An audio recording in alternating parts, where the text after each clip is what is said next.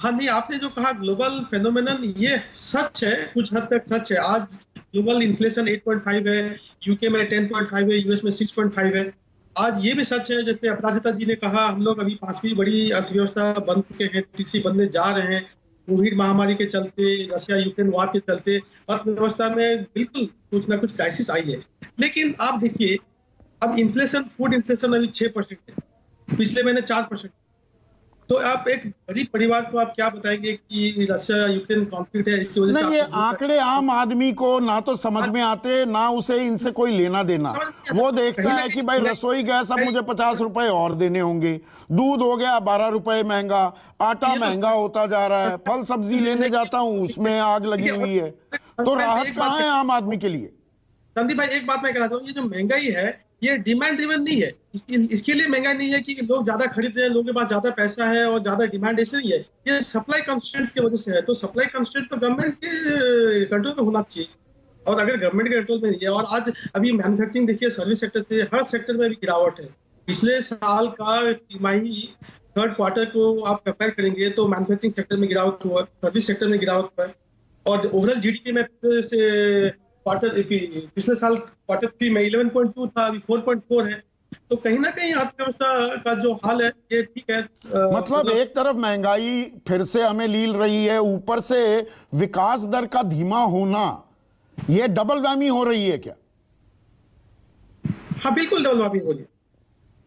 दोहरी मार, आसान शब्दों में दर्शकों को बता दूं। और ऊपर से बेरोजगारी भी है। अब बेरोजगारी की जो ये मैन्युफैक्चरिंग अभी भी नेगेटिव, यानी कि पॉजिटिव ग्रोथ रेट नहीं है, डी ग्रोथ दिख रही है। यानी कि जो पहले हम जितना मैन्युफैक्चरिंग में हासिल कर रहे थे उससे कम ही होता जा रहा है। क्या ये एक बहुत बड़ा लाल झंडा लहराया जा रहा है हमारे सामने? खास रोजगार के हिसाब से देखा जाए, रोजगार सबसे ज्यादा, अगर हम सर्विस और एग्रीकल्चर को छोड़ दे तो मैन्युफैक्चरिंग में ही तो सबसे ज्यादा सृजित होता है रोजगार। मुझसे पूछे संदीप भाई। जी जी जी सुजीत,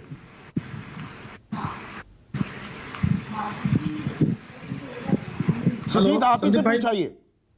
जी देखिए, कोई भी अर्थव्यवस्था में मैन्युफैक्चरिंग सेक्टर, खासकर जो स्मॉल एंड मीडियम एंटरप्राइजेस है, एमएसएमई जिसको हम कहते हैं, वही रोजगार जनरेट करता है। तो अभी मैन्युफैक्चरिंग सेक्टर ये अगर 1.1 का कॉन्ट्रैक्शन है अभी ये साल, और वो भी पिछले साल बहुत ही कम उसका ग्रोथ हुआ था, उसके हिसाब से भी अभी इस बार और कम है।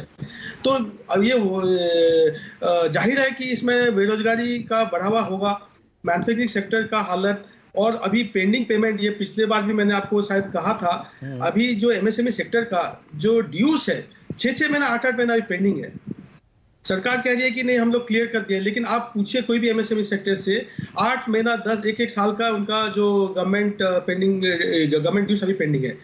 तो कैसे कंजम्पशन कैसे होगा यहाँ पे, जॉब्स कैसे जनरेट होंगे? तो ये मेरे ख्याल से इसको सरकार को इस बारे में नहीं, आंकड़े और सरकार